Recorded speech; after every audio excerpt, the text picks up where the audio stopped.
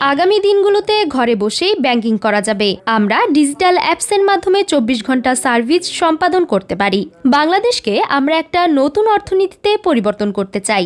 রবিবার দুপুরে জেলা শিল্পকলা একাডেমি অডিটোরিয়াম বাংলাদেশ ব্যাংকের ব্যবস্থাপনায় রংপুর জেলায় ক্যাশলেস বাংলাদেশ উদ্যোগ কার্যক্রম সম্প্রসারণ বিষয়ক এক সেমিনারে ভিডিও বার্তায় বাংলাদেশ ব্যাংকের governor doctor Ahsan H Mansur কথা বলেন। টেকনোলজিক্যাল পরিবর্তনের কারণে যে সুযোগটা সৃষ্টি হয়েছে সেটাকে আমরা ব্যবহার করব।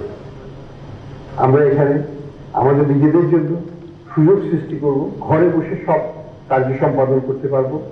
আমরা আমাদের সকল পেমেন্টস আমরা ঘরে বসে করব। আমরা আমাদের সকল কেনা বেচা আমরা ঘরে বসে করতে পারবো, বা যেখানে যেয়ে সেখানে করতে পারবো। কোনো অর্থ আমরা ক্যারি করবো না। এই প্রতিজ্ঞা যদি করি তাহলে কিন্তু আমরা সবাই মিলে বাংলাদেশকে একটা সুন্দরভাবে গড়ে তুলতে পারবো। অনুষ্ঠানে বাংলাদেশ ব্যাংক প্রধান কার্যালয়ের নির্বাহী পরিচালক আরিফ হোসেন খান বলেন, আর্থিক খাতে এক নতুন অধ্যায় শুরু করতে যাচ্ছে ব্যাংকগুলো। দেশে মোবাইল ফোন থেকে মোবাইল ফোনে টাকা পাঠানোর সুবিধা যেভাবে বিপ্লব ঘটিয়েছিল, ডিজিটাল ব্যাংক তার চেয়েও বেশি সুবিধা নিয়ে আসছে। এর মাধ্যমে টাকা জমা, বিদ্যুৎ বিল পরিশোধ ও ঋণ গ্রহণ, প্রবাসী আয় গ্রহণ, নিরাপত্তা সহ সব ধরনের আর্থিক সেবা হাতের মুঠোয় চলে আসবে বলে মন্তব্য করেন তিনি। এই ক্যাশলেস আন্দোলনের যে মূল উদ্যোগ, সেটার মূল কারণ হচ্ছে আমরা যদি ক্যাশ নির্ভর ট্রানজেকশন অব্যাহত রাখি, সেটা সমাজে বহুমুখী অ্যানার্কির সৃষ্টি করে। 2009 সালে একটি ডিজিটাল পেমেন্ট ইকোসিস্টেম গড়ে তোলার লক্ষ্য নিয়ে বাংলাদেশ ব্যাংক পেমেন্ট সিস্টেমের যাত্রা শুরু করে।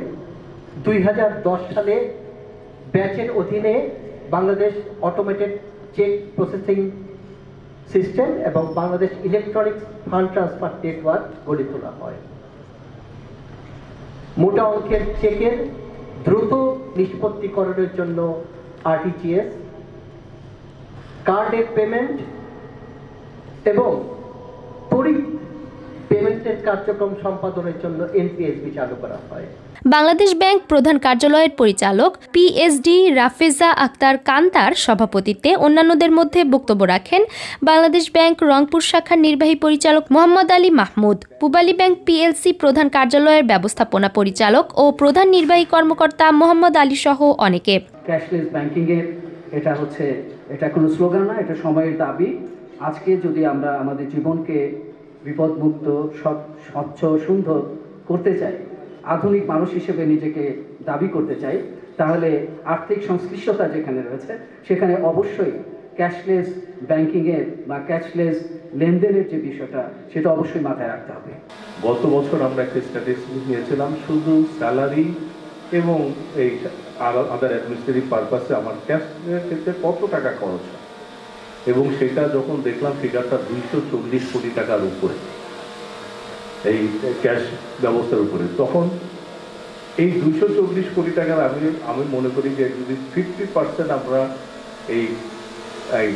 এই ক্যাশলেস সোসাইটির জন্য পূবালী ব্যাংক ব্যয় করা শুরু করে, তাহলেও উদ্যোগী একটা জায়গায় আমরা পৌঁছে যাব। এ সময় রংপুর জেলার অতিরিক্ত জেলা প্রশাসক ও স্থানীয় সরকারের উপপরিচালক Christopher Himel Rishil, Rangpur chamber of commerce and industry এর সভাপতি এমদাদুল হোসেন উপস্থিত ছিলেন। Pubali bank PLC cashless Bangladesh গড়ার লক্ষ্যে রংপুর জেলায় শুরু হয়েছে ডিজিটাল লেনদেন প্রচার অভিযান, যা লিড ব্যাংক হিসেবে দায়িত্ব পালন করছে পূবালী ব্যাংক। সেমিনারে জেলা বিভিন্ন ব্যাংকের প্রতিনিধিগণ উপস্থিত ছিলেন। অনুষ্ঠানে রংপুরের ব্যবসায়ী প্রতিনিধিরা আর্থিক খাতে লেনদেনের বিষয়গুলো উপস্থাপন করেন। এর আগে সকালে বেলুন ও পায়রা উড়িয়ে অনুষ্ঠানের শুভ উদ্বোধন ও র্যালি বের করা হয়। হারুনুর রশিদের তথ্য, শামসুল হকের ক্যামেরায় সাইমা শুভ্র, আপডেট টিভি।